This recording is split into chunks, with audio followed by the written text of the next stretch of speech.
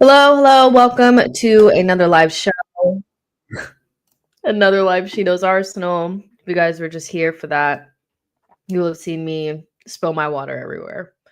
But yeah, welcome to another live She Knows Arsenal. We are gonna talk about strikers, some Arsenal news as well, injury news on Trossard, Calafiori, and Ben White, and Nwaneri's contract, which seems to be in the works. So yeah, but the majority of the conversation is going to be about Isak versus Gyokeres, and just a little bit of an overall conversation around the striker situation. I just feel like it's an ever present because we just never address the actual striker problem. And so we will continuously have these debates until the end of time, until we get someone in.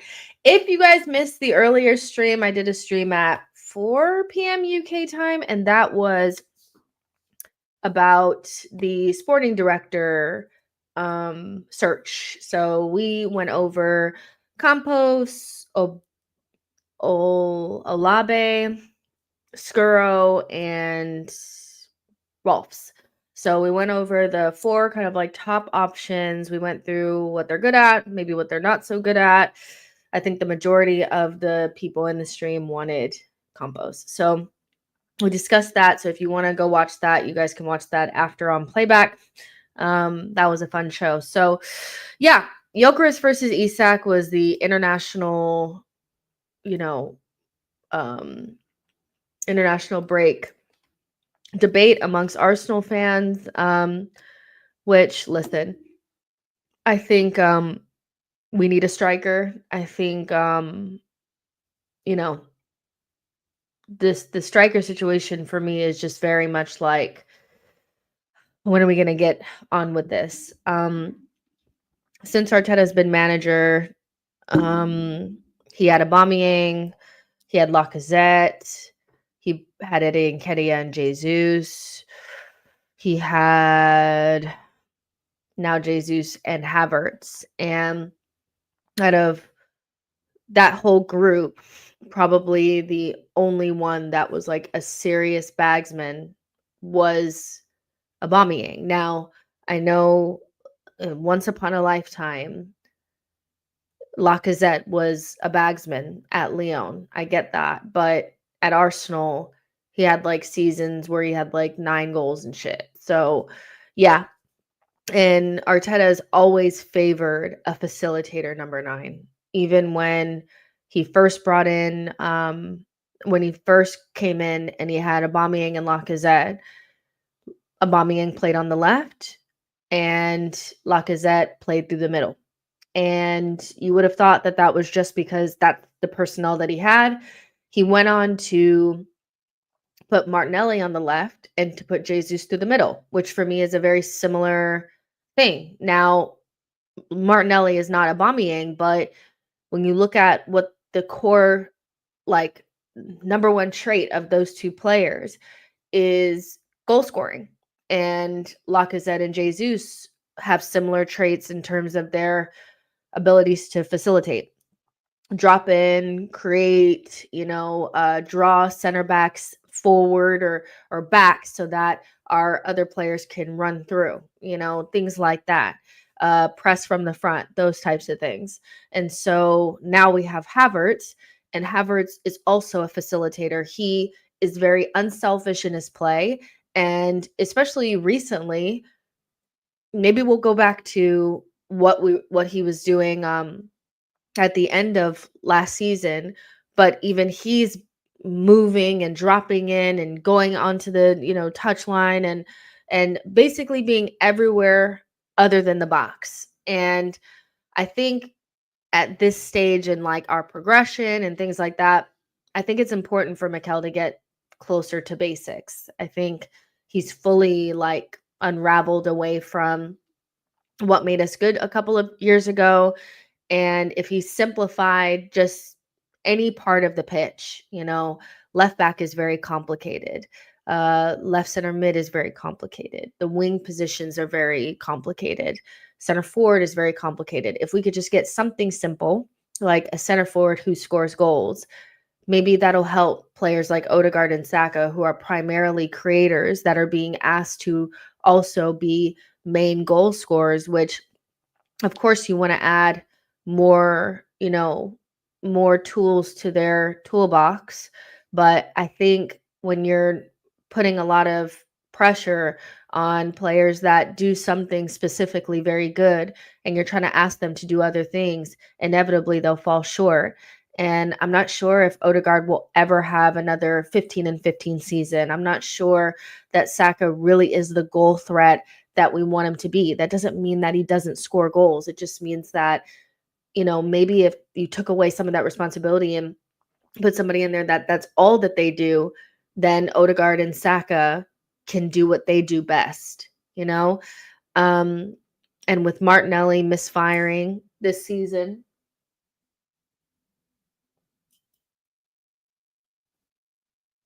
Fuck? The fuck was that sound? I don't know what that was. Hmm. That was scary. But yeah, with Martinelli misfiring last season and this season, we just need somebody that scores goals. And yeah, people will say like, but what about the rest of their game? Can they do this? Can they do that? And I think both Gyokeres and Isak, to a certain extent, can facilitate, but one is obviously much better at it, And so you have to ask yourself this question: how much do you give a fuck about all that facilitating? How much do we need players to do other shit? Because you're still going to have Havertz. You are. Havertz isn't going anywhere anytime soon. The wages he's on, how much we paid for him, he's not going anywhere. So you still have the type of player that if you wanted to have a more facilitating center forward, you could. So should we not get somebody that's different? Maybe. And so that's where Isak and Gyökeres come in, because those are the two players that I think we've been linked to Isak more, but Gyökeres is making the most noise. And so those are the two players that are constantly being compared. I also think that because both of them are Swedish, you get that comparison anyway. But both players make us better. Both players instantly walk into this team and make us a much better side. Both teams, in their own way, are really threatening to the opposition. And I think one of the things that Arsenal misses so much is the type of player that people don't like to play against. I think Jesus and Havertz can be a soft touch. Really, Jesus in any game and Havertz away from home are almost like not having a center forward, not having anybody there. And you really want the type of player that people are afraid of, because they know that this player only needs one chance and the game is done. You think about the game that we played against Newcastle, both teams were not very good.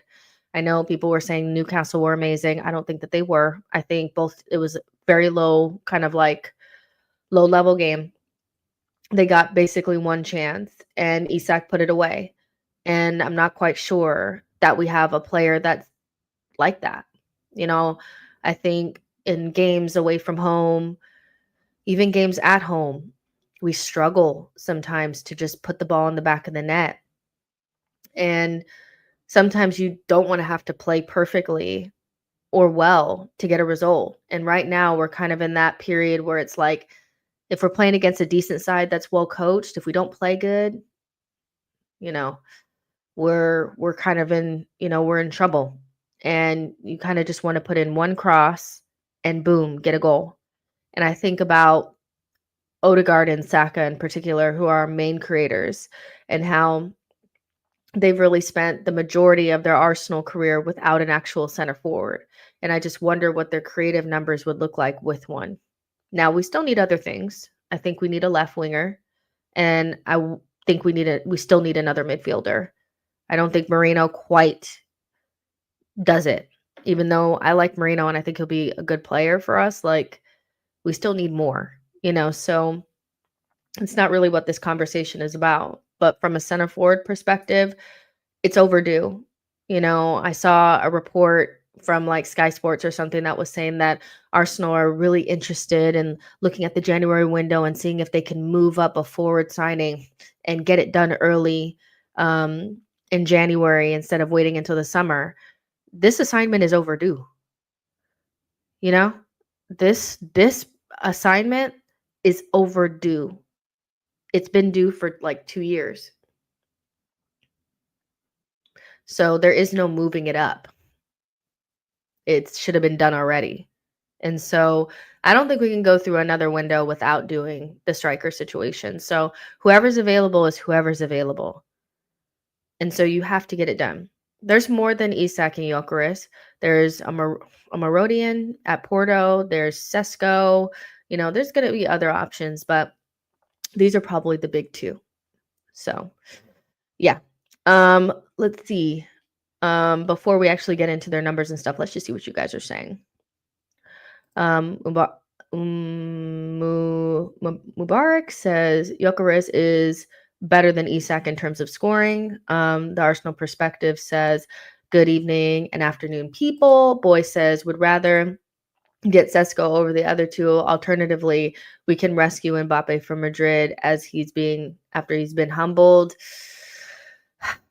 Listen, Johnny says, I always said Gyokeres, then Isak, but lately my opinion of Isak has grown. Still, Swedish guy looks better, and he's cheaper. Just a harmless photo says, good evening, Jess in chat. Good evening to you as well. Amina says, my only issue with Isak is his injuries. Nonetheless, he's better than our striker options. Johnny D says, I keep forgetting Isak doesn't look Swedish at all. They're both Swedish. Easdan says, I think Isak for me, but Gyokeres is more gettable and potentially more lethal. Natalie says, good evening, everyone. Good evening to you as well. Aha says, I think it's unlikely we go for Gyokeres. We're linked to Sesko, 4 years younger than Havertz, and the club like Havertz at 9 plus Sesko not in his prime. Gyokeres is in his prime, older than Havertz. Fair enough. Amina says Arteta wants a striker that can play in midfield and win duels. I don't think he likes a poacher center forward. Listen, and this is where the sporting director comes in, because I'm sorry, we cannot keep doing this. We can't maintain whatever this is. It just puts too much pressure on certain players to do things that are outside of their skill set. Once Martinelli stops scoring, we are struggling, because I just don't think Odegaard is not going to score the amount of goals that he scored 2 years ago. That's not really. I have this conversation with my friend all the time. Odegaard constantly gets compared to KDB and should have better creative numbers in terms of assists. His teammates let him down quite a bit, and also Arteta making him be every midfielder hurts him. His creative numbers should be better, but I don't think he'll ever be KDB.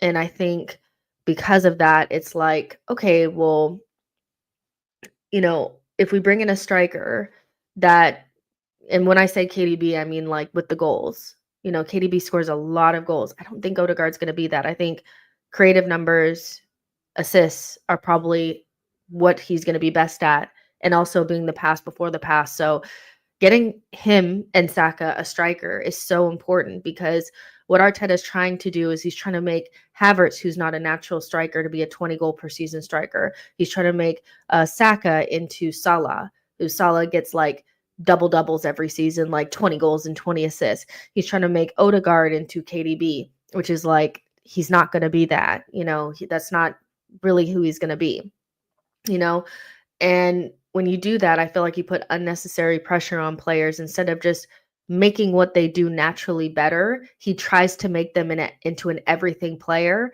and some of them just can't reach that far. Some of them just don't, they don't have that. And so whatever Arteta wants to do, he needs to just go with the striker. Call it a day. Go with somebody that can score 20 plus goals a season. And I just feel like everybody's shoulders will go down and they'll relax. Because right now, everybody has to do so much shit. And a lot of it is like outside of their, you know, outside of their skill set. It's our fullbacks are number 10s and our most creative players. Our midfielders are nothing. They don't do anything. Our wingers are fullbacks. Our striker is a I don't even know the fuck, a midfielder. Like just let people do what they do best, you know? But he's this trying to make everybody into something they're not or to make them better or recreate them. I would rather you just make what they do the best better instead of trying to make them into a more well-rounded player all the time. Because some people are just not gonna have that, you know. But that's just me. Um, Marco says Odegaard would get more GA if a pre-assist was counted hockey style. He's the king of that. He is, and this is another conversation for another day in terms of, what that left center mid should look like. Should it be somebody that gets more assists and scores more goals? And Odegaard could be more of like a David Silva, and that player could be more of a KDB. You'll never be able to replicate KDB. He's a one of one, but you guys get what I'm saying. But that's a conversation for another day. So yeah. Ali says like Trossard in midfield, like when you have a natural pocket player like Nwaneri. Yeah, I just don't feel like obviously we need more than just a striker. But my overall feeling about Mikel is that he wants to coach people to death. He's like, you can be this. I was a number 10 and I was coached into a DM at Arsenal. So you can become something different and be more well-rounded. And I'm like, I get that. And everybody needs to, I like everybody presses, everybody is responsible defending, but there just could be a little bit more of like Odegaard is really good at the pass before the pass, and he could get a lot more assists. Give him a striker and make him better at that. Don't try to make him into a goal scorer, because that's not his that's not his tea, So that's all I'm saying. But yeah, now let's get into the actual players. Let's see, Gyokeres, place of birth, Stockholm, citizenship, Sweden. He's 26 years old, which for some Arsenal fans is like, oh no, you cannot get a 26-year-old. It all depends on how much you're going to spend on that player. I think if you buy somebody for 100+ million that's not elite or world class, like meaning not the best in their, like they're not that upper echelon of a player, then you want to make sure that you get somebody that has like their best years ahead of them kind of thing, but Gyokeres is somebody that you probably wouldn't have to spend that amount on. It's what is it, like 70 million or something like that. Now, obviously he's at Sporting now. Almerim just left, which I think pretty much like he was always going to leave Gyokeres, but I think that makes it even more likely that it's going to happen sooner. So a year on from the conversations that we were having a year ago. Sorry, I had to burp. I know that's really gross, but it's like I didn't want you guys to see me do it. But a year on from the conversations that we were having before, 2 years ago or not 2 years ago, but last year when we initially started hearing about Gyokeres at Sporting, the biggest thing that people were saying was, well, didn't he fail at Brighton and fail at Coventry? Every success story is not linear. Success is not linear. So especially for, I feel like strikers in particular, they can hit their prime at like a certain time. And you just can never really predict it. Goal scoring, I think, comes with more seasoning. I feel like, you kind of hit your prime around this time, and 25, 26 is when he did that. And he went to Sporting. Now, the other caveat to this is that he's now left England, and now he's at a club that is outside the big 5 leagues. And how, that Premier Liga is always really like suspect for you spending big fees on players and then they don't adapt to wherever they went. João Felix, maybe Nunez, Gonzalo Ramos, all of these players, attacking players, have went for big fees. You can add Enzo Fernandez in there, or Enzo Fernandez in there. Went for big fees from Portugal and have kind of flopped. But then you could look at somebody like Bruno Fernandes, who came from Sporting, and you may not like him, but he, and maybe he's not like the perfect midfielder, but you can't say that he flopped in the Prem. His creative numbers are ridiculous, so um there's some hits and there's some misses, and so I think that's where the concern comes from, is that he failed in England and now he's in a lesser league and doing well. How do we know that what we've seen is real? Um, and that's the main conversation around Gyokeres. When you see him play, it's a hat trick against City, but is it, just because it's in Europe, is it just every single goal is a transition goal? Like, I've seen people say, well, we don't play like that. You know what, you guys, I'll be really honest with you. I think that the reason why people sit in that mid block against us is because we can't break it down. I think we would have more space in behind and people wouldn't employ that mid block on us all the time if Mikel could figure out a way to break it down. Otherwise, we'd have more space. And I think also when we have opportunities to play on the counter or to break fast or to be more direct, we are not. Actively, you have players slowing the game down, going backwards, playing the safe pass. We're not anywhere near as direct as we used to be.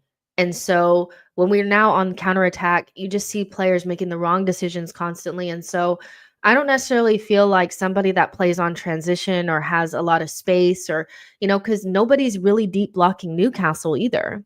Newcastle don't play up against deep blocks all the time. So Isak also has a lot of opportunities on the break. So nobody gets mid-blocked like us. We get mid-blocked more than anyone because we can't break it down. That's the only reason why. So any player that we bring in at this point, who do we really know of that, doesn't operate in bigger spaces than Arsenal? Almost everybody. Like Newcastle are really like a transition team a lot of times. They're not really a possession-based team. They don't pick teams apart. Even City don't get mid-block the way that we do. It's because we can't break them down. So a lot of people say, Gyokeres, he has all this space. He has all this space. Isak also has a lot of space. A lot of times when I watch Newcastle play, and I'm like, a lot of space. So that's more of an us problem than the striker problem. But Gyokeres so far, like this season, has been scoring loads of goals, 16 goals in the league, 1 assist. Last season, he had 29 goals and 10 assists. And then in the Champions League this season, he has 5 goals and 1 assist. So he's putting up elite numbers so far this season. He has more goals than like Kane and Mbappe, and it's just a matter of, do you think it's real or not? Do you think, this is the second season in a row, so it's not a one season thing. Is it just that he's in the Portuguese league? Because he's also doing it in Europe, so that's pretty much the questions around him. We'll go over the Isak stuff in a second. I know you guys are probably yelling at me. Ian says, his adaptability allows him to play as a lone striker in a dual forward system or even as a false nine. His flexibility provides Arteta with additional options in varying tactics. I don't know who you're talking about. You might be talking about Isak. Foxy says, Isak just addressed Arsenal fans talking about him nonstop. One day ago, he said, much of what I read is not true. No interest in going somewhere that creates nothing. You have to respect it. Listen, I don't know what to tell you. I know you guys kind of feel like Isak will never leave you, but he probably will. Even if it's not to us. Blaze says, yeah, the same thing is we thought Chelsea or Manchester City would hijack Rice or Man United will hijack Timber. Let's just wait to see who clearly will get Gyokeres. Boy says, I don't rate Marino. He looks like Jorginho replacement. Nabi Plies says, Isak always injured. I second that. Brian says, buy both. One plays through the center and the other plays wide left. Blaze says, yeah, the same thing we thought. You guys are talking about something else. Victor says, people will find faults in other strikers that are better than Havertz, but never criticize our attackers. And I feel like if you want Isak, because you have your mindset on Isak, you'll watch Gyokeres and try to pretend like he's not a good player. This is the type of player that I already know in my gut that comes to the Premier League, whether that's to Chelsea or Man United, and just does it. It's just he just doesn't strike me as somebody that's just doing it because he's in a lesser league. I just it's not giving that vibe. It's very much so giving like when I come to the Premier League, because he will come to the Premier League, that if he doesn't come to Arsenal, it's gonna hurt and it's gonna hurt bad. The guy is a really good striker. And like it was funny because when he missed that initial chance against City, people were like, see, I told you so, only for him to get a hat trick. And I know 2 of them were penalties, but the first goal that he scores is something that our strikers really struggle to score. You know, Havertz had a similar one against Liverpool last season at home.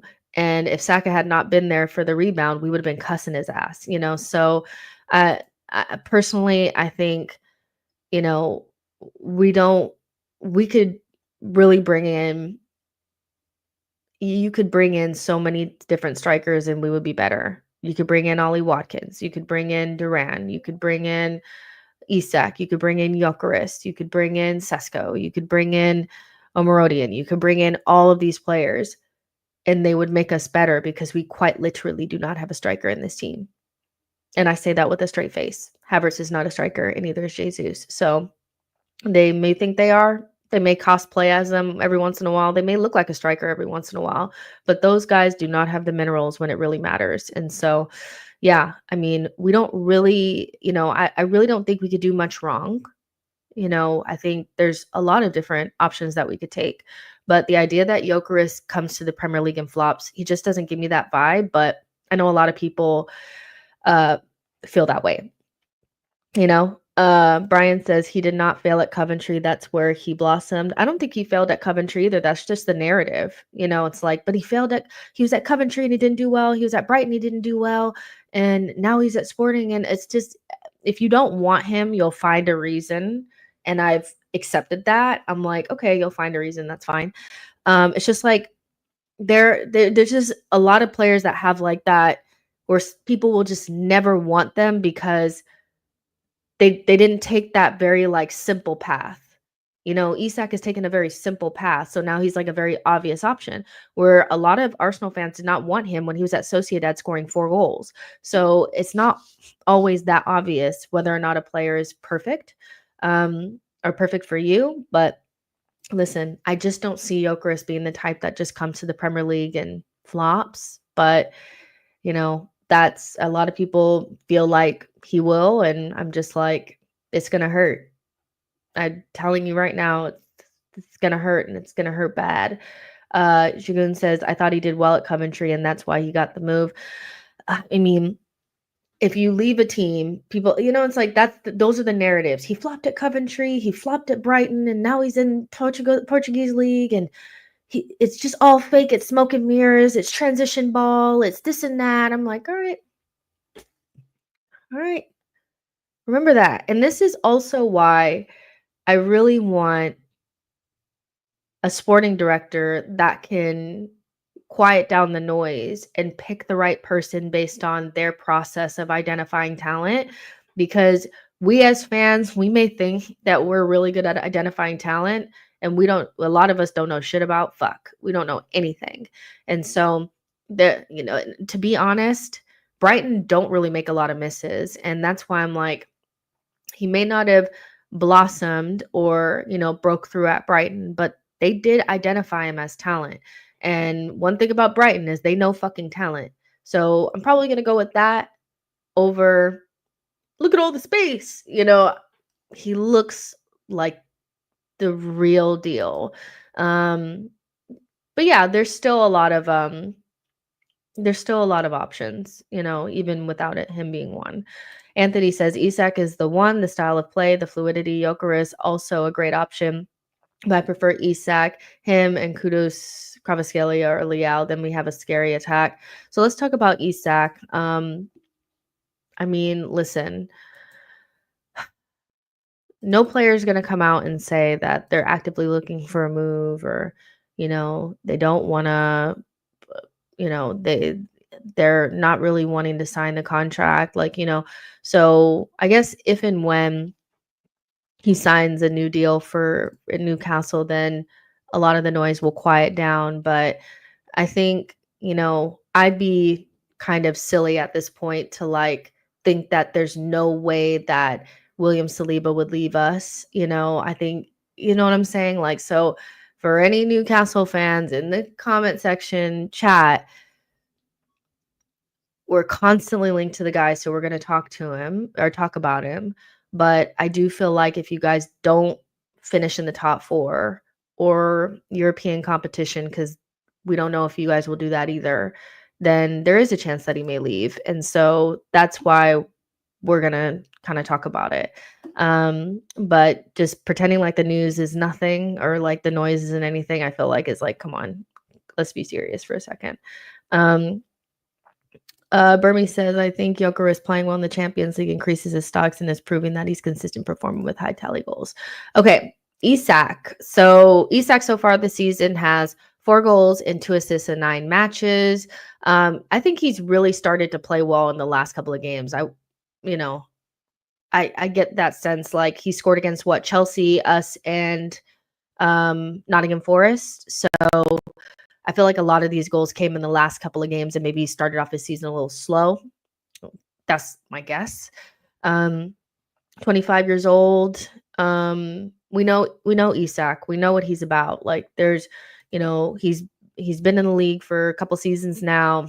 We know what he's about. 6'4", like lanky, not really somebody that he's not like a bulldozery type of striker. To me, he's more of like a flair guy that likes to get wide. He's good on transition. He's more of that. Like he's not your bulldozer type of guy. Like, he doesn't have as much of like a presence that like a Gyokeres has, but he has presence in a different way where it's not like he ever really feels that invisible unless Newcastle are playing like shit. Contract expires in 2028. So yes, there's plenty of time. That being said, if they don't get him onto a new deal and Newcastle don't get into the top 4, don't make European competition, I do think that we'd be silly not to sniff around and see, what he's thinking. And that's just the tea, yeah. Newcastle bought him in 2022 for 70 million euros. So anybody who thinks that this is not going to be a 100 million pound transfer fee is smoking crack. If we want Isak, we're going to have to pay a lot. And this is where having so many holes in your team makes it so much more difficult to bring in somebody like Isak. Because if you're going to have to pay the 100 million that it's going to be, let's be real, then that is going to stop you from getting all the other things. And we know we have a lot of other shit we need to get done. And so again, this is where a sporting director would be really useful, because maybe a sporting director says, Isak is great. Maybe we could do that, but maybe he can identify somebody with similar traits and we can also still get the left winger and a midfielder. And we're probably still going to need another defender. So this is why I really want a sporting director. That being said, Isak, I know a lot of Arsenal fans really want him because they feel like he's Henry-esque. He has that flair. I don't really give a shit about any of that. I don't really like, I'm nostalgic just like most Arsenal fans, but I'm also okay with doing something different and not always trying to replicate things from the past or, whatever. I just want a really good striker that can score 20 plus goals a season that literally strikes fear into the other team. I want somebody that's not going to give the opposition, a easy day off. I really don't want center backs sitting on their lawn chairs drinking a beer against us anymore. I want somebody with real presence, real threat, and somebody that strikes through the ball. I think one of the things that I don't love about Isak at times is that I don't really feel like he's a great striker of the ball. I think he does a lot of nice flary things. He's a good dribbler and he finishes off nice moves. But, is he the best striker of the ball? No. I think Gyokeres is a better striker of the ball. I think Sesko is a better striker of the ball. But they're completely different. And also buying from the Premier League is just, You guys know if you were on my earlier stream, I think you could get a lot more value for your money outside of the Premier League. And if we really wanted Isak, we needed to get him when he scored those 4 goals against for Real Sociedad, because that was the time to buy him. Now it feels a little late, but I know a lot of people are sold on him. I just feel like maybe we should go find our own Isak. I cannot see us getting him, especially with the drama that's off the field. Off the field between Arsenal and Newcastle is not great. If you are aware, Arsenal and Newcastle don't fuck with each other, and that's why I was trying to understand about why there was so much like energy towards us when we went to St. James like a year ago. And I do feel like a lot of that stems from the fact that Arsenal are like front and center, like against like that side, the side that wants the multiple club thing. And when we looked at that chart and it was like Arsenal are on this side, Newcastle and Chelsea and City are on that side, we're on the other side, but we're at the front of the line. So yeah, I'm not sure that they would ever sell to us. But Isak is a great player. I just feel like the time to get him was before, before he came to the Prem. But he's also a really good example of a player that if you get them early, then you're fine. You don't always need to buy the most expensive player that you can find. Sometimes you just need good recruitment, which is why for me, nothing is more important than the sporting director job. Nothing, nothing, nothing is more important. Nothing. That is what we need to solve. The sporting director will be able to identify the right talent. I think Arsenal are afraid to buy outside the Premier League because they don't trust their recruitment process. They don't trust that they'll be able to identify people outside of the Premier League that will adapt to the Premier League and do well. And so we end up paying a lot more, which ends up hurting us because we can't sell. So then we don't have money for the next window. So yeah, Nabi Plies says his best was the nutmeg on Virgil van Dijk. That's what's long timer ago facts. Harvey Plies been saying this for a year, and Arteta has wanted a replacement for years. Trying to figure out where the source of this conversation is. Amina says Havertz signing was so unnecessary. We should have extended Xhaka's contract. Yo-Yo says Isak is a no for me simply due to his physical fragilities. This team badly needs a Batman out best players. Saka, Odie, Robbins, and the injuries. For Isak, I think those are the things that go against him, and I don't want another season where we're constantly relying upon suboptimal options anyway. Like I think we've bought enough players with red flags in their injury history. And so that definitely goes against Isak. I know people were like, well, it's because of Eddie Howe. It's because of Eddie Howe. It's because of Eddie Howe. But if you're going to spend 100 million on a player, I think the last thing that you need is to have any sort of red flag that, especially for Arsenal, which we know that instantly means that Isak will be injured for months and will be back to Havertz again, because that's who's going to be his backup.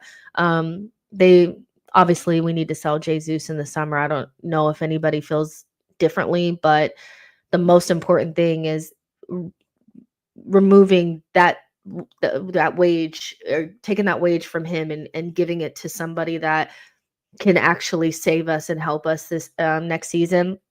There's nothing more important than the sporting director and getting rid of players that are not earning the wages that they have, and Jesus is probably top of my list in that group. The fact that him and Havertz are top earners and it's not Saliba and Saka hurts my stomach. Our complex says Martinelli was thriving with Xhaka next to him and Zinchenko behind him. Now he has Robot Rice. Who is not a creative player. I mean, I'll be honest with you guys. I feel like Rice and Havertz, uh, Kivior, Tommy, I mean, Zinchenko, even last year. Um, Everybody on earth has been blamed for Martinelli's um, form, but Martinelli. And even when he has the right players around him, he doesn't look like a great player. So I really do think that, like, I know people want to blame everybody, but but I just think Martinelli has just hit a little bit of a wall, because having Rice next to you doesn't mean you can't trap a ball. Having Kivior behind you doesn't mean that you lose the ball every 5 seconds. Do you know what I mean? So as much as like I kind of get what you guys are saying, the left hand side is a little bit of a wasteland. I think if you like Martinelli and you really think he's the guy that you guys think he is, then he shouldn't need a bunch of players to unlock him. I think really good players can even play in bad environments and thrive. A player that needs everything perfect for them to be able to trap a ball is not that good of a player. So if you really like Martinelli and you think he's great, then you should expect more from him despite his environment. Because Rice, he didn't even play left center mid until December of last season. So it couldn't have been Rice's fault that he was trashed the entire season last season. So Victor says, don't worry, Jess Martinelli is playing poorly because of when the dog, get rid of when and he'll come good. So yeah, I think sometimes, you just need to look at the player and just ask yourself, do you actually think that they're playing to the best of their ability? Because he can't trap a ball at times. Is it Rice's fault that he's missing 1v1s? Like, it's really not. Could he use more creativity around him? And could he use, yeah, of course he could. That would make him better. But like individually, like as a player, he's not playing well, or consistently well. So, yeah. Anthony says that's very untrue. Martinelli gets slaughtered every game, regardless of his performance. I actually think Martinelli is very protected, if I'm honest, because there's still people saying that it's just the system, So I actually think Martinelli is very protected, and in fact, he has a very solid fan base behind him that you know has also made Trossard their like main like adversary because people wanted Trossard to start, or Trossard started over him last season when he was playing poorly at points in the season. Actually, I think Martinelli's actually, to me, I think Martinelli is really like protected. He hasn't gotten anywhere near. No one has ever seen the level of vitriol that Raya or Kai got. So yeah, Martinelli's just, it's been a year and a half now of him not being good. How long, some players can't even have a bad moment and people fucking hate them. It's taken almost a year and a half for Martinelli to get to this point because all of last season it was everyone else's fault. So I actually think Martinelli, in terms of the scales of who gets shitted on the most, I don't know, has anybody ever celebrated that Martinelli's been injured? Because people are celebrating that Trossard is injured. So yeah, no, Martinelli is very protected in this fan base because all of last season it was everyone else's fault. They're only now coming to the conclusion that maybe it's not just everyone else, maybe it's him this season. He's nowhere near hated. Amina says, is it Martinelli's drop off or is he just struggling with the system? I think everyone is struggling with the system. I think the better players struggle less. And that's just the truth. The better players struggle less. The players playing out of position are struggling a lot. The players that are not as good as Odegaard and Saka are struggling a lot. So I think it's a combination. But I also think Martinelli has stagnated. So there's that. Two things can be true at the same time, and that's why it's so hard to have conversations about Martinelli because you're either he's ass or it's the system, and it could be a combination of the two. So, you know, we'll see.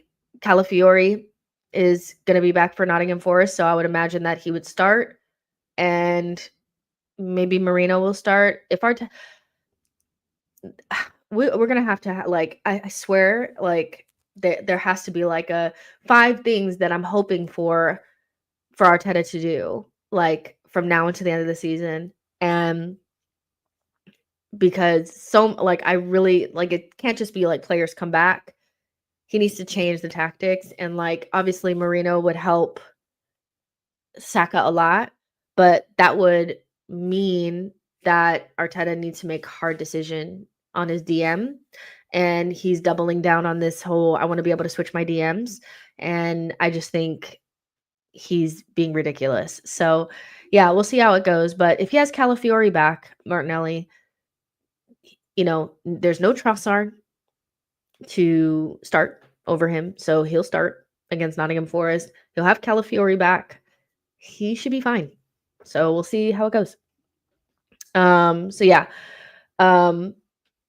But yeah, on the Martinelli thing, just the fact that there's loads of people in here that are defending him lets me know that he's not anywhere near as hated as he's not.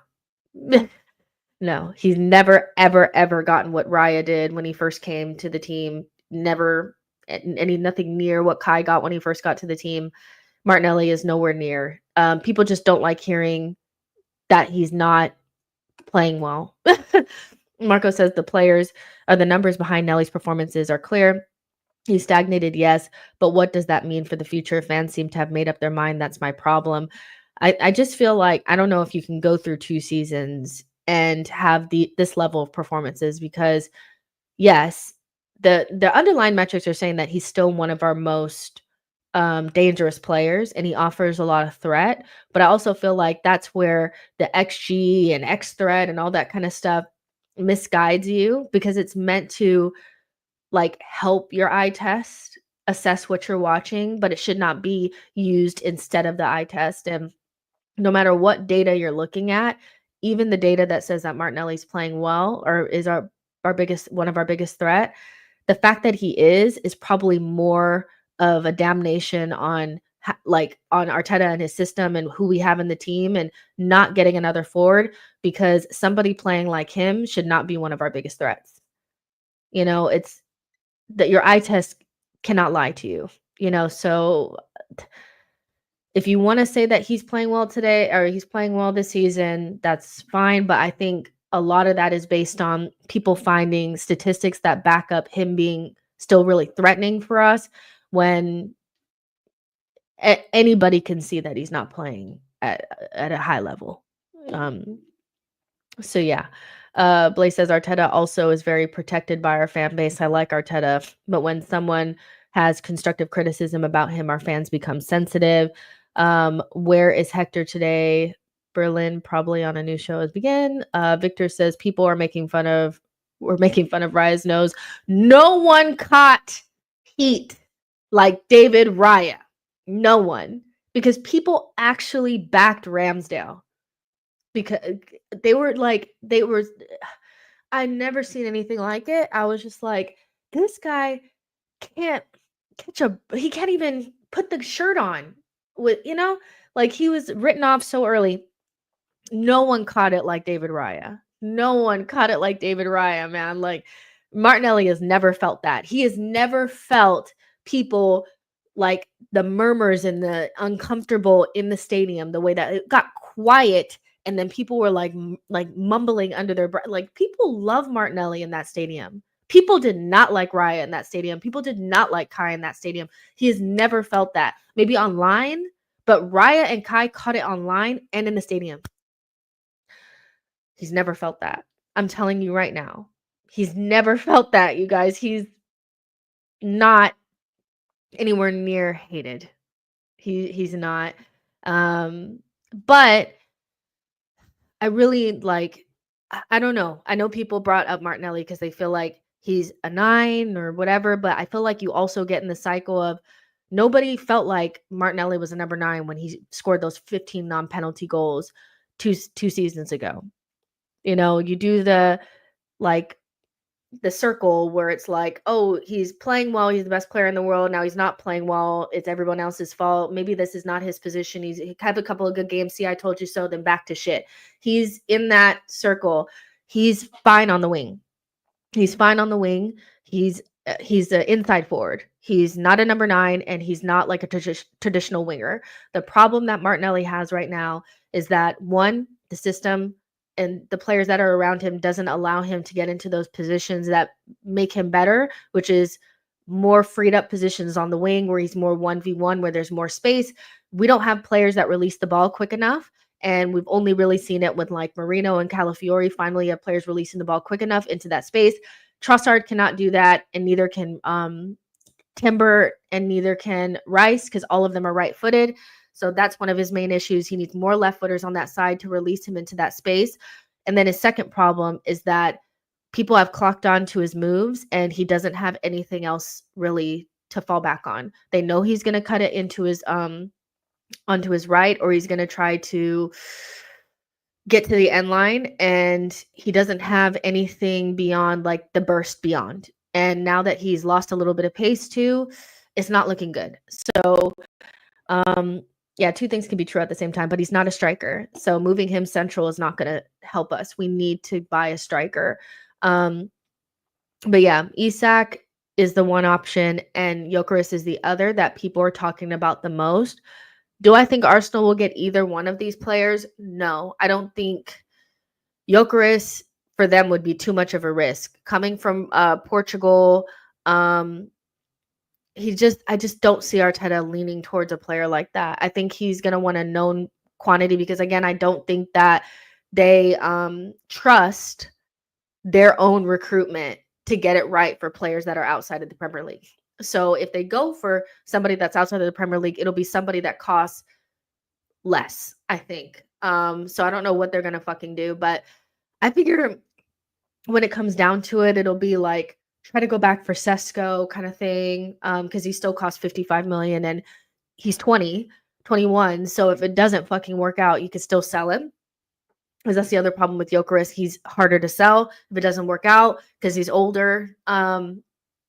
And then, or they'll go after somebody we haven't talked about. But Isak just feels like they want him, but they fucked around and found out what happens when you don't take the risk. Newcastle took the risk and got the reward of buying somebody that wasn't like an obvious choice, bringing him in, he banged, and now he's good. But Arsenal, Newcastle, the off the field tension, plus how much it would cost, plus how many holes we have in the team, leads me to believe that Isak, as much as we probably want him, won't work out. So I can see us going back after Sesko. I feel like that's the direction that we'll go in. But yeah. Let's see. Yo-Yo says, I personally don't want any money spent without a new director of football, no buys or renewals. I kind of feel the same way. I feel like we won't have anybody in for January, so fuck January. And honestly, this whole we need to buy somebody in January is just like, no, we don't. No, we don't. Like, why would we do that now? We had all summer to do shit. Just wait until next summer and make sure your director of football is in so that they can lead this next summer window. Every summer window is our most important window. So no renewals. I agree. And no buys until the summer. I agree with that. Let's see. Boy says, nuances, you would be saying not to sign Isak because he hasn't scored 40 goals at Sociedad. He didn't. I mean, he scored like 4 goals and no Arsenal fans really wanted him. Like, it was a big debate. It's like he only scored 4 goals at Sociedad. He only scored 4 goals at Sociedad. So why are you in here? Marco says it took Isak 2 seasons to bang those. Certain delicate Arsenal fans would have called him shit after 3 months. And that's just, I think that's where we're kind of at. And had we had bought the striker maybe 2 seasons ago, or even last season or last summer, we would all last summer or this, we'd be in the developmental stage of whoever we bought, whoever it was, they'd get time to kind of bed in. But now we're like under massive pressure. Whoever we bring in, if they're not a ready-made star, there's so much pressure that if they don't bang immediately, it's over, So it's a tough spot to be in, but this is why the sporting director is so important because they'll be able to identify the right person for what we're doing. And Arsenal are just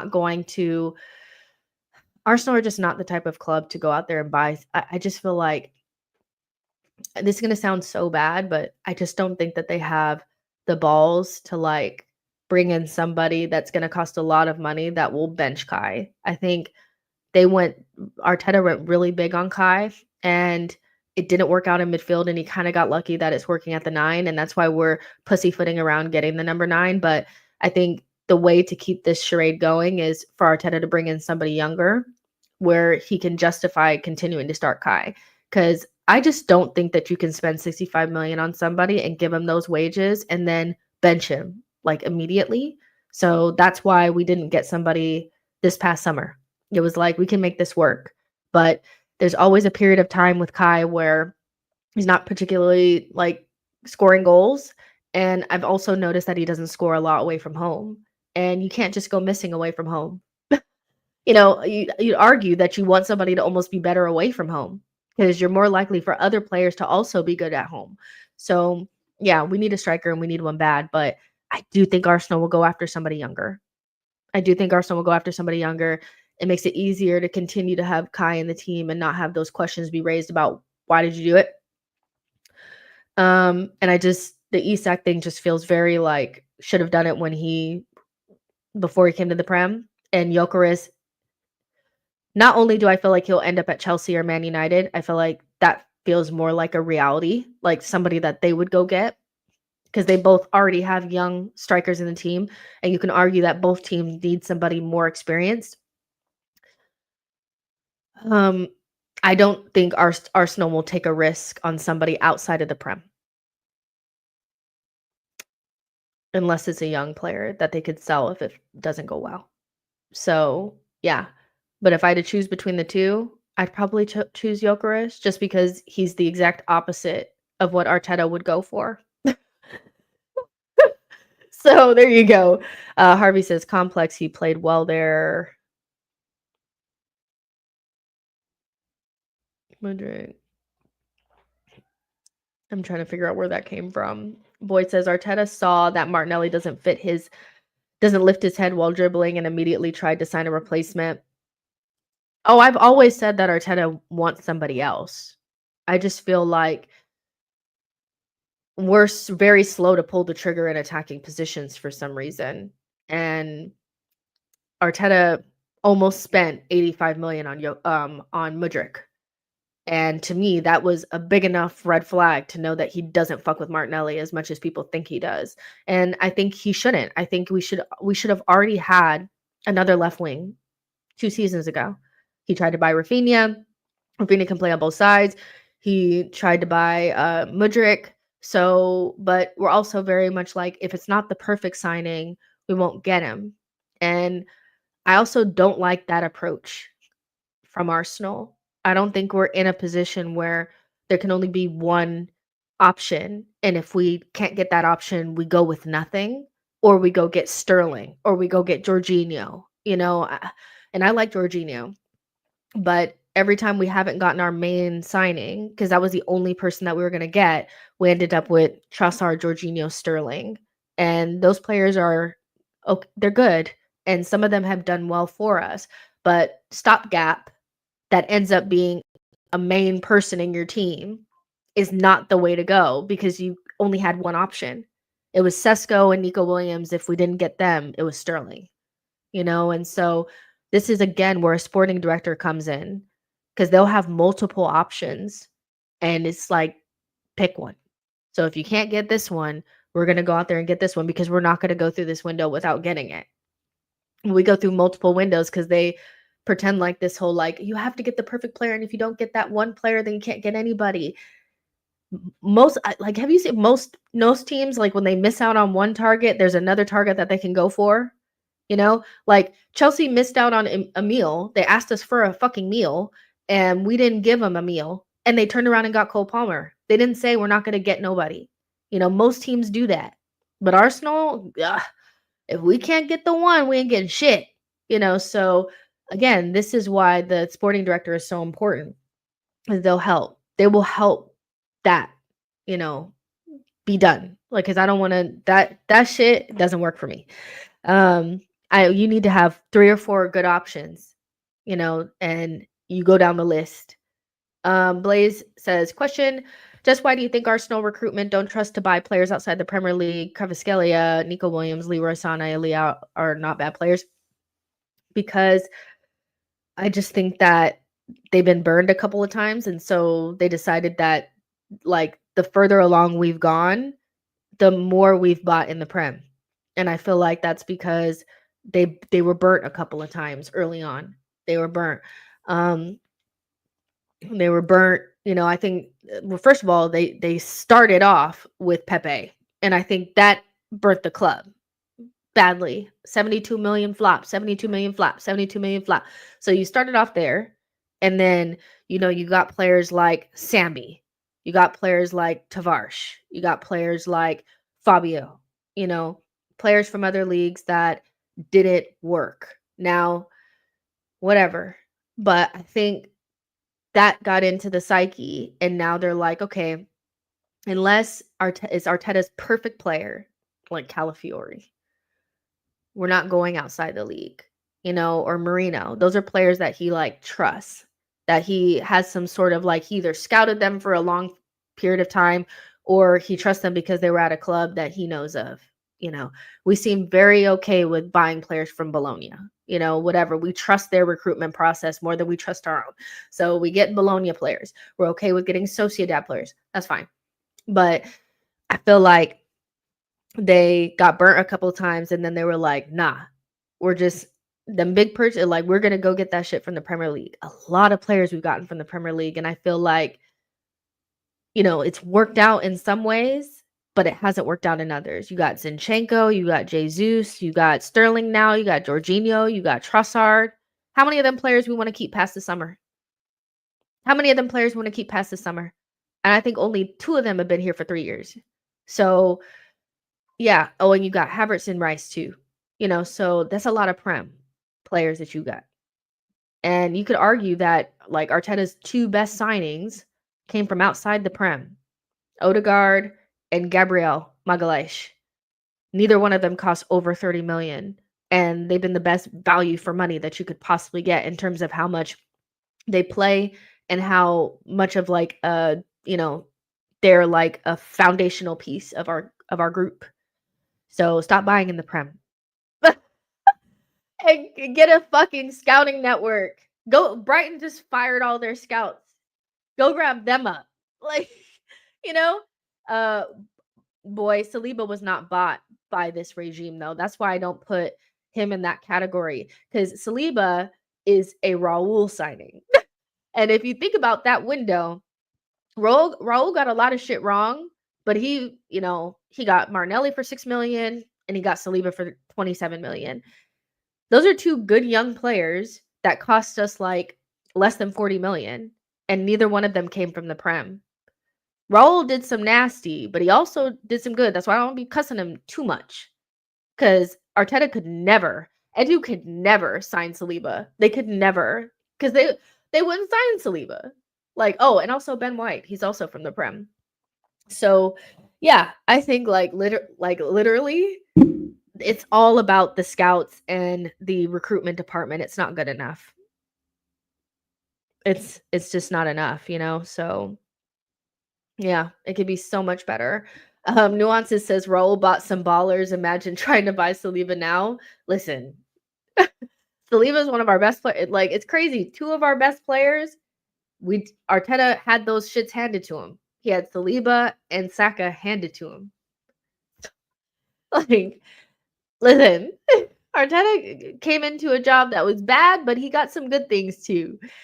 Blaze says, so Arteta don't even trust buying players like Kimmich. Damn, this is a shame. Arteta. Well, I'm just going by what we've done. If the majority of the players that you brought in have been from the Prem, then I'm going to assume that you just like buying in the Prem and you don't like buying from other places, unless they're from Bologna or they played at Sociedad at some point. You know, that's just what I'm going to assume. Raya is also from the Prem. So, yeah, it's, that's a lot of players, that he's buying from the Prem. So, yeah. But we have a really good team. We just have big, holes in the team that just need to be filled. And I'm with Yo-Yo. Don't get anything until we get that person in. First thing you need to do, first order of business is get Saliba and Saka on a new deal. Give them 300 million or 300,000 pounds a week, whatever you have to do to try to keep them for another 2-3 years. Start there and then get a striker and a left winger and a midfielder, and let's just go from there. I would love to get in a sporting director that could look at what's going on with Lyon and say, well, what can we pick up here? What can we pick up here? Is there anything in this, trash bin that I could pick up that I can make into treasure? What is it? Because Lyon developed a lot of good players. So, there's some there. But alas, we don't want that. Yo-Yo says that's the only explanation for signing Kai when Kudus and Barella were also options. So yeah, Sebastian says, I thought we did bring in a scout from Madrid, didn't we? I don't know where that guy has been. I don't know if we ever, he's kind of like the Techers guru. Did they even exist? What happened? So I don't even know if that guy is there. But we really, like, our scouting is not good enough. And I know people are, oh, but we've been going up against City. Guys,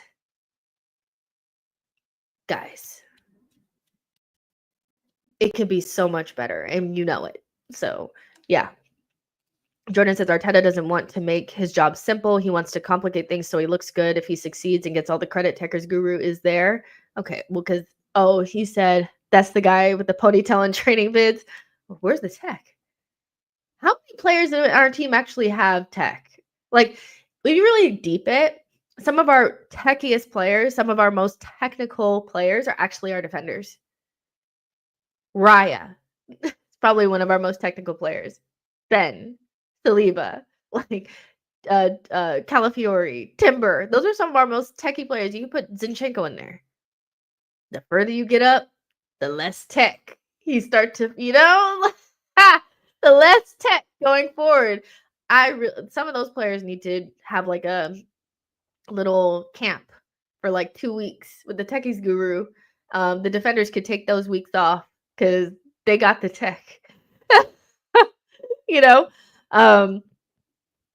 So yeah, Nabi says not much you can teach a Brazilian about football, but Martinelli's case, I will make an exception.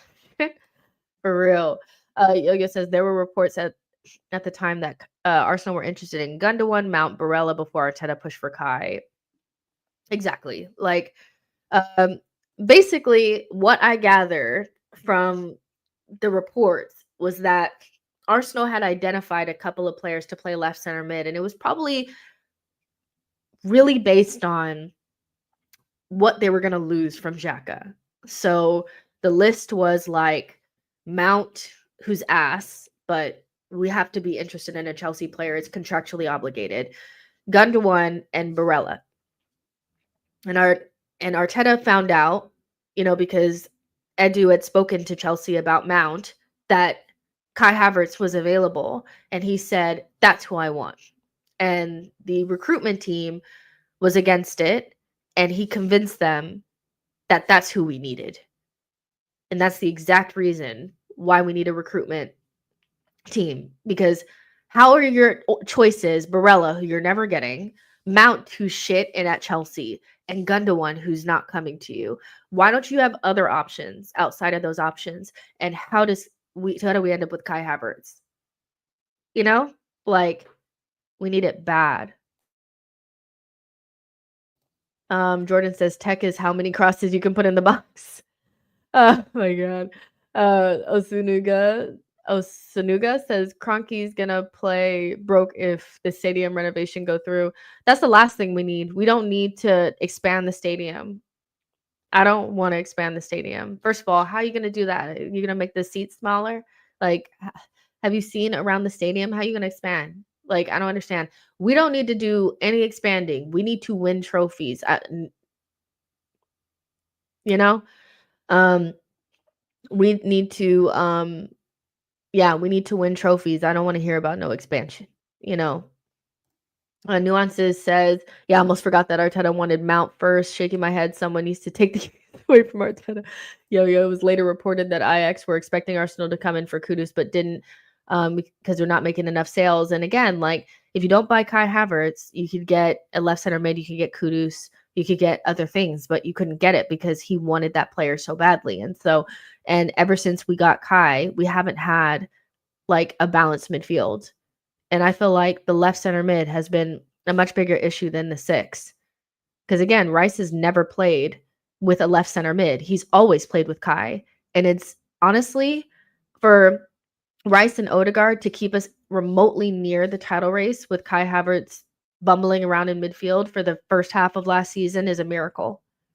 So that left center mid, not replacing Xhaka with somebody better than Xhaka, totally like, especially when you decided to change your 6. You changed your 6 instead of, you're going to go with Rice instead of Party, so it's just everything is kind of stemmed from that, so yeah. Marco says Kudus is for 40 million and we missed that. Who's responsible for that? I do in Arteta. Let's see. Nabi says Martinelli was fantastic first season with his 12 goals. What a drop off.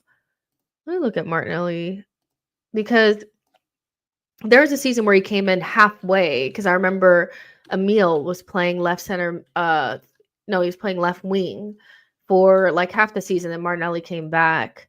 And I remember we had like this. I mean, obviously it was you don't really want to think about it because it wasn't like real, but we like whooped Leeds 4-1. And it was a great game. I loved it. The only problem was that like they were playing like kids and shit because they had like so many injuries, but that's neither here nor there. But it was a game where Odegaard put in like such a nice pass into Emil. Emil scored a goal and Martinelli scored 2. It was the season before we challenged, so it was the season that we finished 5th. So yeah, I mean, 2019, 2020 was Martinelli's first season. He scored 3 goals. Then the next season he scored 2. Then the next season he scored 6. Then he had 15. Then he went back to 6, and now he's at 3. There is probably something that people don't want to say that it could just be the case that he had one really good season. Because when you look at, even the season, the seasons either side of the 15 where he actually, was in 29, 30 to 35 games, he scored 6 goals. So maybe it's a flash in the pan. I don't know, but this is nowhere near his level though. So yeah. Burby says a new sporting director will have work to do. Several players need to be sold. And let's see. I did want to make sure that we touched on Trossard got injured for Belgium, and Ben is out for 8 to 10 weeks. He got a surgery. 2 things on this. Starting with Ben, people are saying that there was just no way that he could have gotten this surgery in the summer. I do find that a little like he couldn't. There's like no way because I thought he had that surgery in the summer. I'm surprised that he didn't. And now he's out for, 8 to 10 weeks we're not seeing him for like 3 months. So that's like a significant injury to have out. And I know Ben has not started off the season very well, and I know people are like, why can't you just say that Ben White is just shit? He's just shit. Because most of the time he's carrying an injury because we played him to death. We've absolutely played him to within an inch of his life. He's been here for what? He came in the same season as Odegaard, so this is his 4th season. He's played almost every game, 90 minutes, in almost until this season. So we have played him under the ground, into the ground, and through the ground. Like, we have shoved him out the other side, so, and when you watch Ben play, it's always obvious when he has a knock or something is going on. It's really obvious. He always has the strapping on his leg. And so his bad form, which doesn't come very often. Now, he's never good, like 1v1 out, like out on the touchline.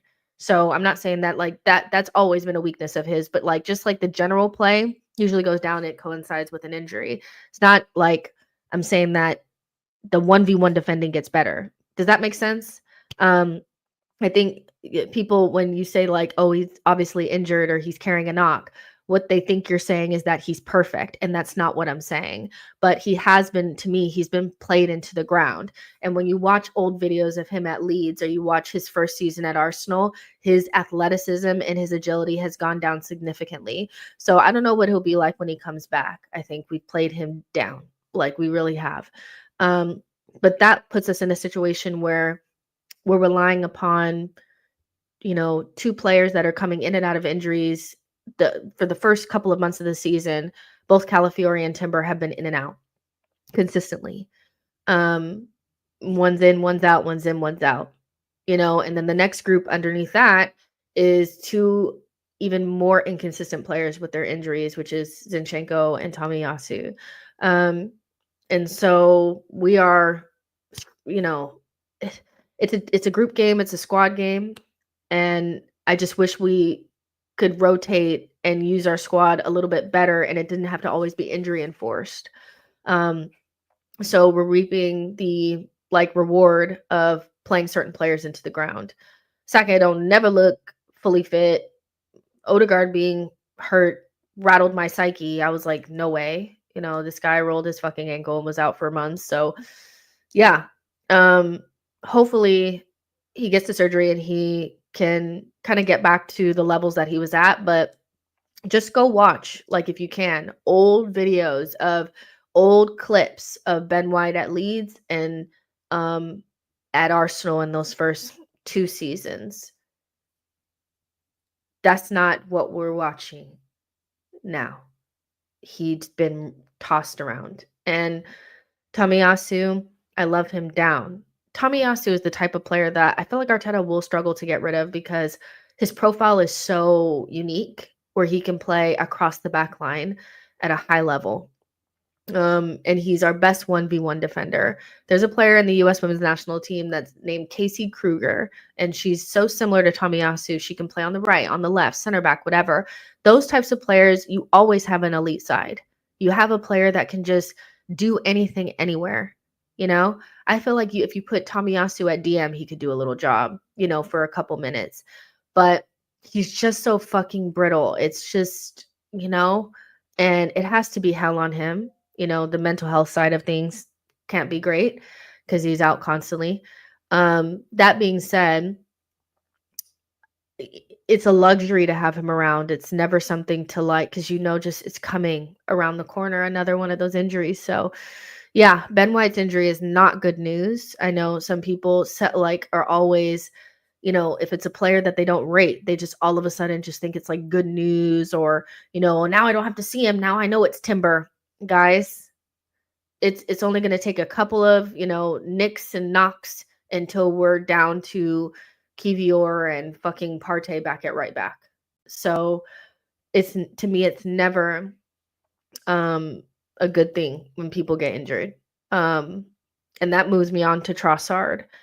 Trossard is everyone's favorite villain now, and he has not played well this season. He has some very horrendous moments. I definitely blame him for the Saliba red card 110%. But the amount of people that I saw celebrating his injury, and when I say celebrating, they were celebrating. Like, it wasn't get well soon, wink, wink. It was full on celebrating his injury. And when we came back from international break, he was not going to be starting. Odegaard was obviously going to be starting because he's fit now.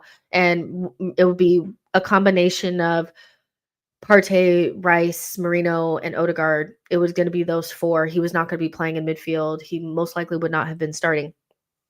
So, how little critical thinking skills do you need to have to realize that without Trossard, you don't have goals off of the bench? For a team that really struggles at times to score goals, the last thing you want is one of your only consistent goal threats to be out for any period of time, because you're now relying upon the likes of Jesus and Sterling to save you. And so, yes, I understand that Trossard has had a bad season. Yes, I understand that he's been frustrating, missing the penalty, the Saliba red card, blah, blah, blah. But there's absolutely nothing that Sterling or Jesus can do to save us off of that bench. So critical thinking skills would, first of all, just being a normal person, you should never celebrate your players' injuries. It's ridiculous. And also, I worry about us off of the bench without Trossard. And I think, getting out of that midfield position, that was obviously, too much for him. He would have been able to do what he does best, which is come in clutch with those goals. He's one of our only players that does things in the Champions League. Without him, we don't score a lot of goals. People have such short memories. So, yeah, listen, I hope it's not a long time. I really don't, but another reason why we see Trossard so often, because I don't even think Arteta likes Trossard that much. I'll be so real. I don't. I think Arteta makes it work with Trossard, but I don't think he likes Trossard that much. But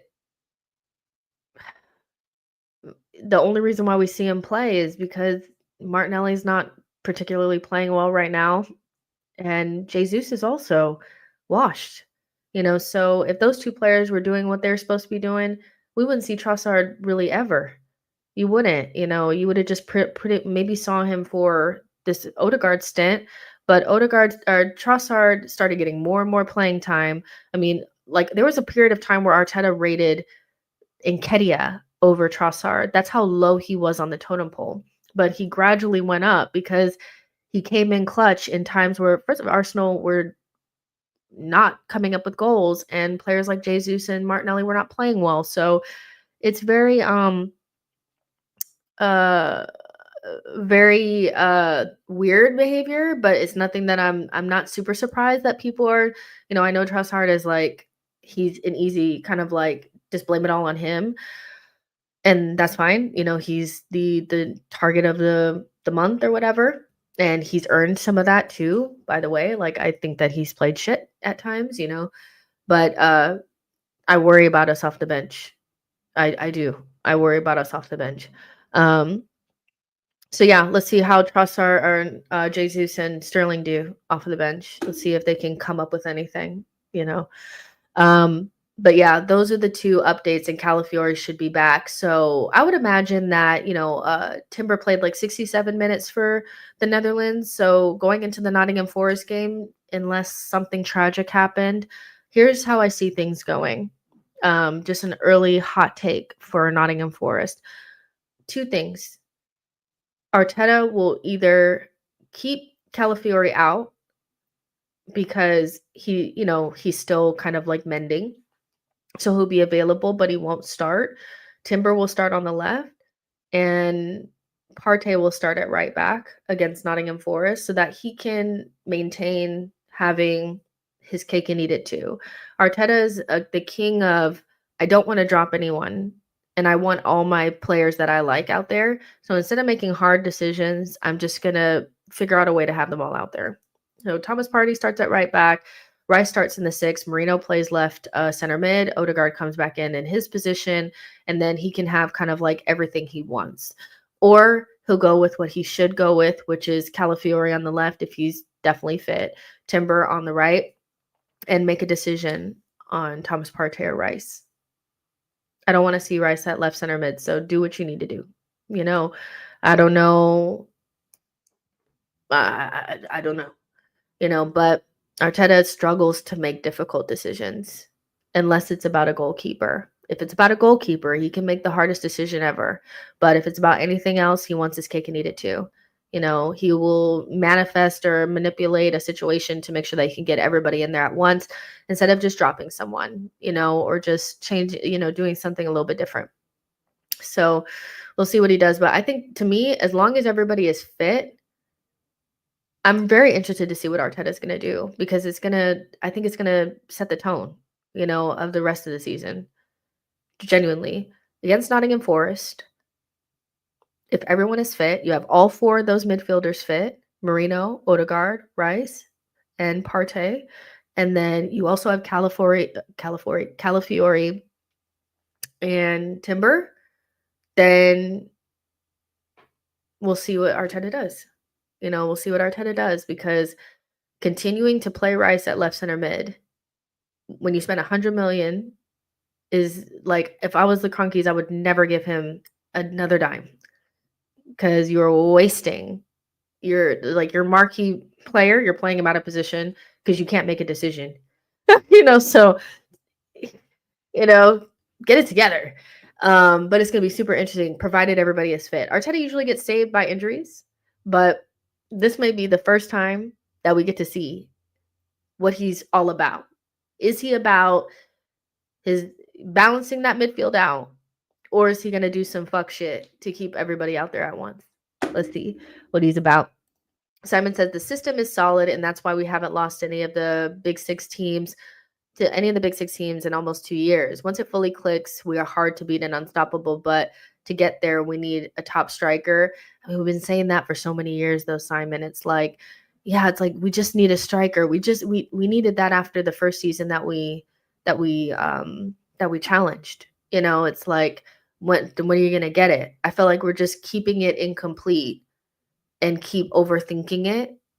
And Arteta, I don't know if he just never recovered from losing to City in that 4-1 game, but he's just never been the same. We don't play the same football. We're very risk adverse, and we're a very off the ball team, but we can't cross a ball to save our lives. If we're going to play with all these basketball players, at least cross the ball in decently. I mean, fuck, so the system is solid, and it keeps us from getting, beat in the top 6 games, or the big 6 games. But against the small teams, when the emphasis is on us to have the ball and to break teams down and to score goals, we've struggled a lot this season. I mean, Bournemouth was the biggest, whole shit. The first 30 minutes before Saliba got sent off, that was some of the worst football I've ever seen from an Arsenal team. So, yeah, I get the striker thing, but we've needed a striker for a while now. So, yeah. Yeah. Marco says Arteta needs to make a decision. Yes, Rice is a 6, and that's where he should play, in my opinion. He didn't make it because he wanted to keep players on his side. Since Partey is playing well, that matters. It does matter, but it also doesn't. I think there's been plenty of players in Mikel's tenure that players out of form play for weeks on end without being dropped, and then players that play well, get dropped. Arteta does it in a very weird way. Yo-Yo says it here that Rice should have held bench earlier in the season because he was unfit, but Arteta he started him right away. And so I think, had Rice not started the season and Partey just started the season, then we could be in a position where Partey could rest now, in kind of like an in-between period, and then Rice could start at the 6, but he fucked that up. So now he's in a situation where his marquee signing, he has to shoehorn him into a position that doesn't suit him because he doesn't want to drop Partey because Partey's playing well. So he needs to learn how to keep players on side, even if even if they're playing well.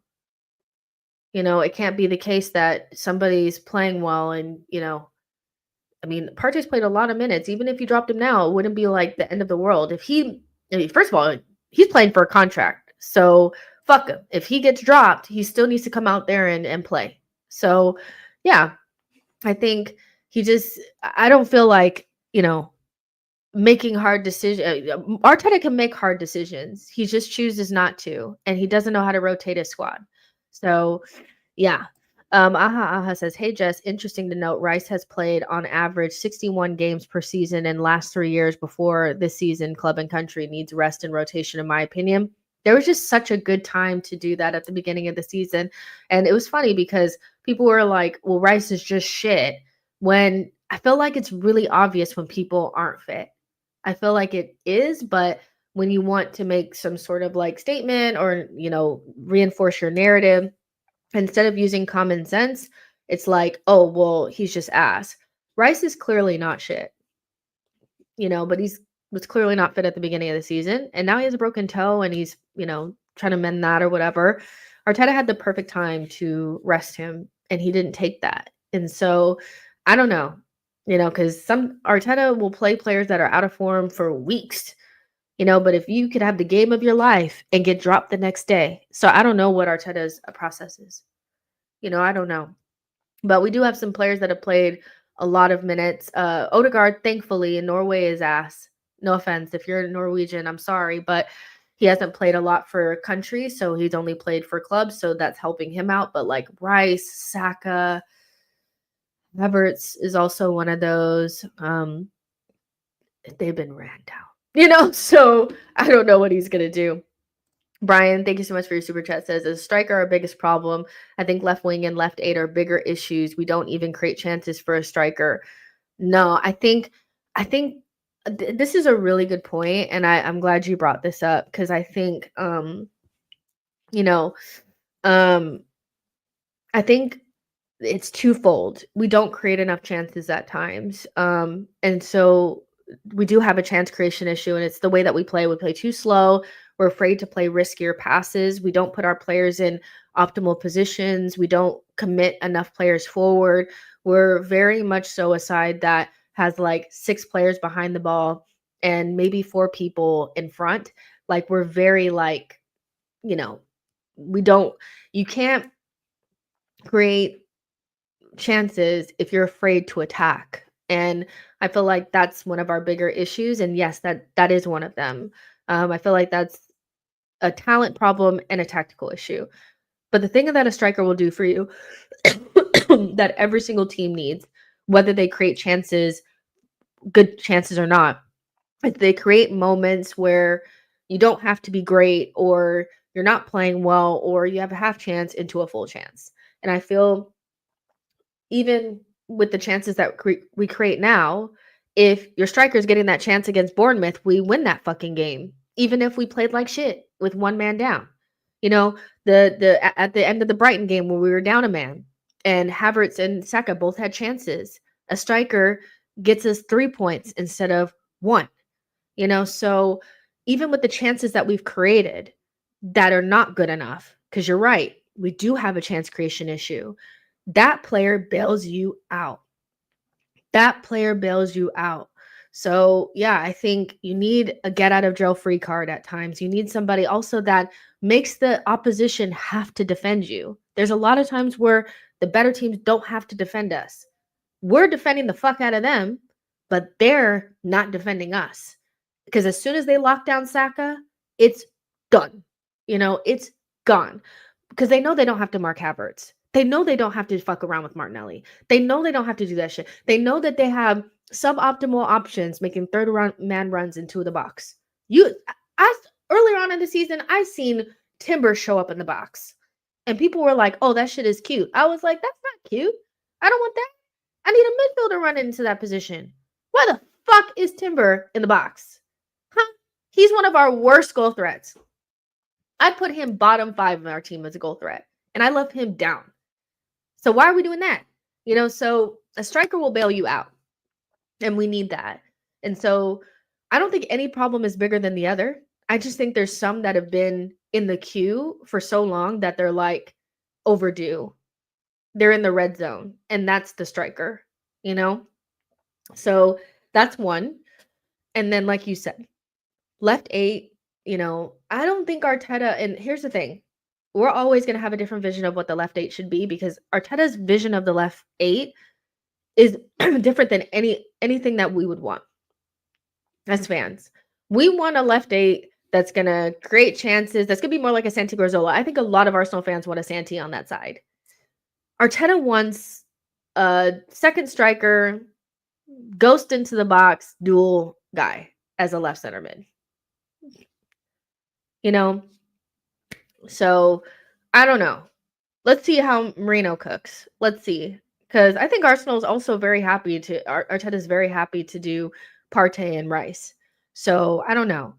But left wing is a problem.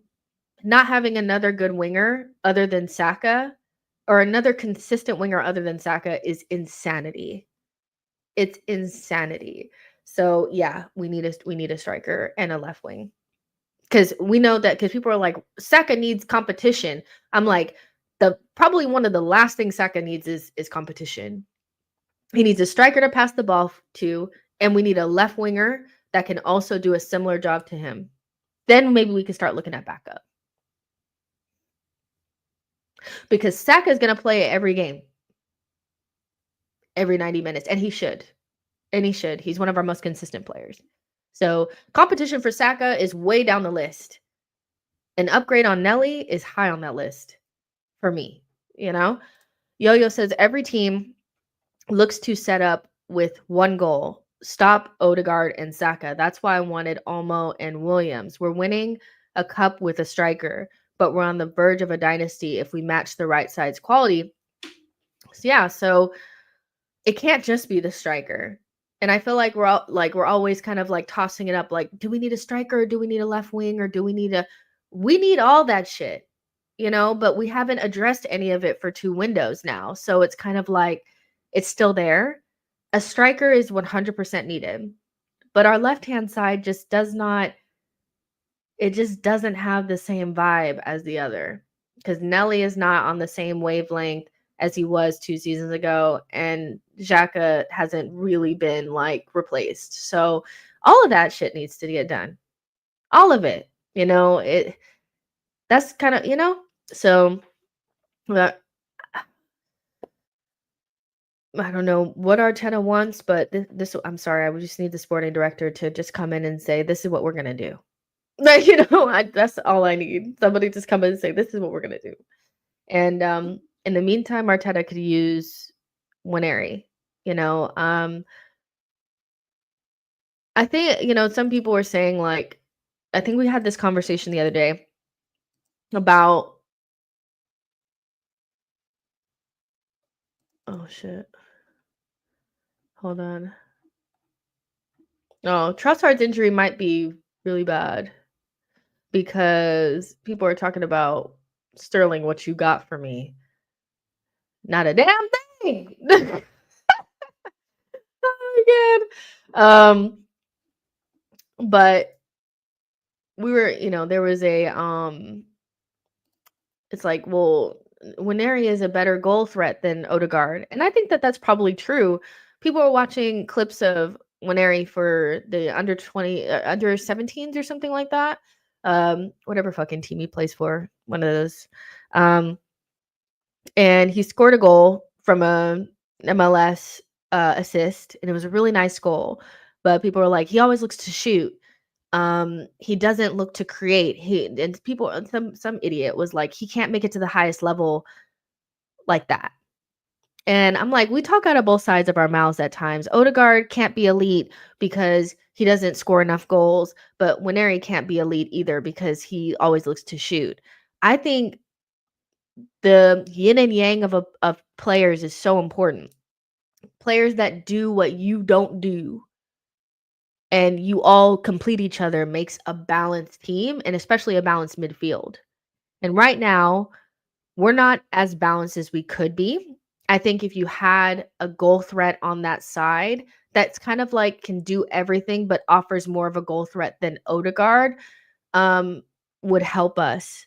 Nwaneri could be that, and I think there's room for it to be Nwaneri and Odegaard, but Arteta has really neglected to utilize this time that Odegaard has been out to use Ethan.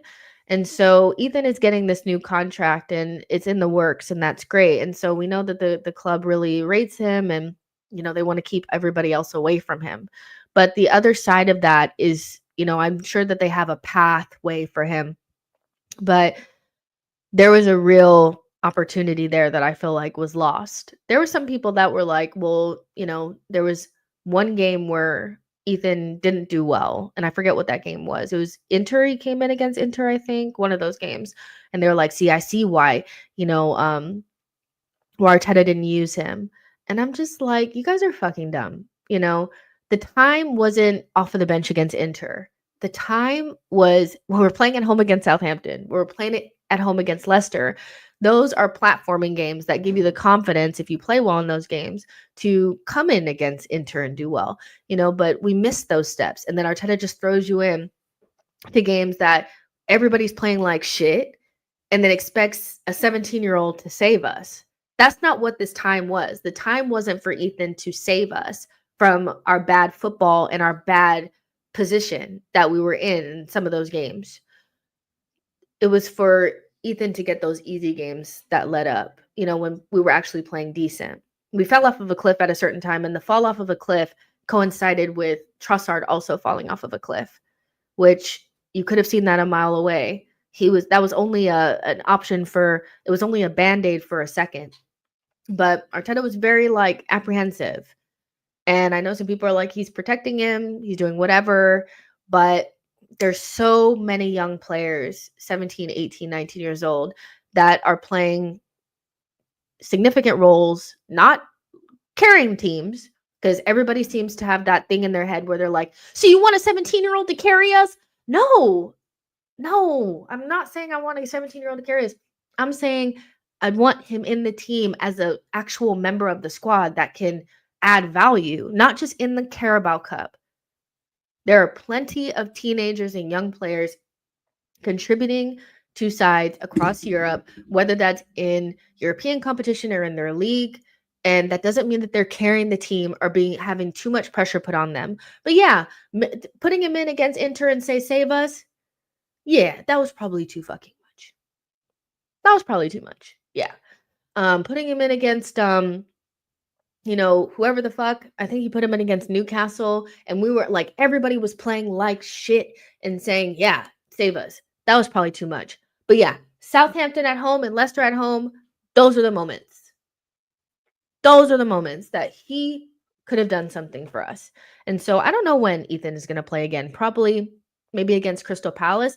But I was just joking with my friend, but we were on the phone and I was like, I'm going to be Arteta out if we play against Crystal Palace and he plays a stronger side and drops Ethan after him and Lewis Skelly. Like, those players are the ones who helped us get to this point in this competition.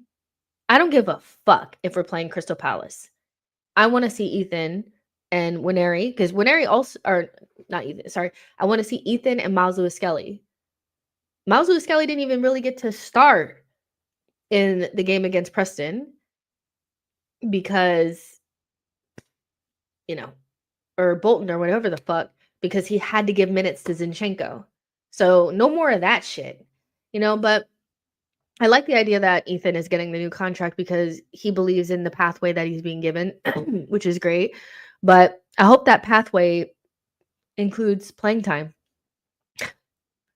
because I think in certain games we could use a little bit of Ethan plus Odegaard. I don't think we always need to be so defensive. Now we've gotten to this period where, we used to only use our more defensive thing when we were, and this is just not like lineup based. This is like tactics based. We only used to do that against City or Liverpool away. Now it's every fucking game. 7 men behind the ball, batten down the hatches, back up, everybody defend, Saka defend. Everybody's in the box defending. Get up the pitch slow because I'm afraid to lose the ball because the Southampton is gonna score against us. What are we gonna do? It's just, we could use a little bit of an injection of creativity. And one thing that Ethan has is, yeah, he's a better goal threat than some of our players because the guy can strike a ball and he's not afraid to shoot, and we could use a little bit of that because we have a striker that don't strike. We got a left wing that doesn't know what he's doing. He's confused. He's, lost confidence, whatever the fuck. So we need a little bit of something. And I think also because our transfer window was so ass that it's like we're desperate for somebody, and that doesn't mean that Ethan has to save us. It doesn't mean that he has to play every single game. But I'm hoping that this new contract has a pathway of him playing games soon because he can contribute. And I stand on that shit. I stand on that shit. Like I stand on it. I do feel like he could do something, and that's not saying that he won't have moments, where he's not great, but that guy has some audacity, man, and it'd be nice to see him play some more. Nabi says Nwaneri played his way into the Arsenal team because he went for the shot and scored. Where is that from Sterling? Boy says Nwaneri would make our midfield much more creative than the Partey Rice tandem. Yo-Yo says, I honestly believed Arteta turned a corner after seeing MLS and Nwaneri feature versus City and Spurs. How sorely mistaken I was. I mean, I don't want to say it's performative, but sometimes I feel like he just throws them out there to be like, see, I tried or something. But to not start them or give them more time against Leicester and Southampton at home felt very like a missed opportunity. That's all I'm saying. Just like a missed opportunity to ease them in because in one of them games, like we had Calafiori and we had almost like our best 11 out there, except for I forget who was missing. But I just thought that was like a decent opportunity to maybe like not MLS starting because obviously Calafiori, but definitely Nwaneri could have started, but the Southampton game, he started Jesus and Sterling, and they played ass, so much so that we had to bring in the starters. So, yeah, crazy. Aha says Nwaneri played less than 2% of available minutes in home games against two newly promoted teams and Shakhtar at home, and that was 5 minutes to save the day against Leicester out of a possible 270 minutes. And Shakhtar was another good opportunity to start him, and we had to watch the shit show because that was like I did a watch along for that game, and I was like, you might have to shut this shit off. Like, this is horrible. And we barely won that at home. So I think I pulled out those games. Like I said, he doesn't have to start against PSG. I, personally, I would have started him against as soon as Odegaard would have been out. I would have started him. Like, but you didn't have to, if you didn't want to because you're too scared, didn't have to start him against Spurs or Man City. You didn't have to start him against PSG, but that Southampton, that Leicester, that Bournemouth, and that Shakhtar game, and that Preston game, them's was his games. Start him in those games. And MLS should get good minutes too. Nah, he didn't do it. And so I'm sure that obviously Ethan knows what the plan is, but I do hope that he gets a little bit more playing time. That's for sure. Aha says, I was at the Shakhtar game. I've heard the Emirates subdued, but that was another level of subdued atmosphere. Was as if somebody died or something. That's crazy. It was really bad. Navi says, point taken, mate. Nwaneri needs to start every game to make him wiser. I think you guys are talking to each other. You're probably going back and forth with Boy. Anton Dunn says he could have had a breakthrough by now if he used him more and he looks stocky and powerful. Nuances says you can understand why Cheeto jumped ship. Arteta will not give the youth a sniff. And it's such a nuanced conversation that it's one of those excuse me, there's a lot of nuanced conversations that Arsenal fans struggle to have because everybody's in their fighting corner, fighting with their narrative. And I don't necessarily feel like I don't feel strongly in saying that Arteta like hates the youth. Like I know some people are like Arteta hates the youth, and then there's another side that's like, how could he hate the youth? We have one of the youngest teams in the league. He plays Saka, he plays youth. He gave so and so a debut, so and so in debut. I feel like there's a middle ground there where the conversation can be had around like, does he use them too late? Or when he has an opportunity to use a young player or, use a young player or go with an older player, could he not go with the younger player sooner, before everything falls apart? And that's the conversation that I feel like we miss just because everybody's just trying to fight their corner when I don't think it's Arteta hates the youth. I think he's afraid to go away from his status quo, and he'd rather go with players that he trusts over balance or anything, you know, and that speaks to, like going to Spurs with a midfield of Jorginho, Havertz, and Partey, you know. So, yeah, it's a nuanced conversation. I don't think he hates the youth, and I don't think he's never like, I don't think it's like that. Um, but yeah, yeah, guys, that's all I wanted to cover. We're already like we did 2 hours, and if you guys want to watch the show that I did about the sporting directors, that was earlier, and you guys can find that on the channel and watch that on playback. That was fun. Um that's all I really honestly, more than anything this season, Edu leaving and us having the potential to go and get one of the best sporting directors that we know of, which is Luis Campos, for me is all I really care about. The title race for me is done. I don't think we can win the Champions League. I don't think we will win the Champions League. It's probably a cup in top 4 if we're honest. So I'm kind of like, whatever. How can we do better next summer so we don't have another transfer window like we did this past summer? That's where my mind is at. So I really enjoyed doing the sporting director conversation because I feel like that's the most important acquisition, the most important recruitment that we need to do from now until the end of the season. That person needs to have the keys to Arsenal by the time we get to the summer. But doing I'm trying to get diluted, trying to see if we can get some guests on for the rest of the week as we lead up to Nottingham Forest. And I'm also going to be doing another giveaway. I'm actually going to give you guys the information for that tomorrow. Another giveaway with Comavi. So some of you guys that are actually in the UK, you have the opportunity to win tickets for the Nottingham Forest games. So keep your eyes peeled for that. Make sure you guys like this video and subscribe to the channel, and I'll talk to you guys tomorrow. Bye, guys.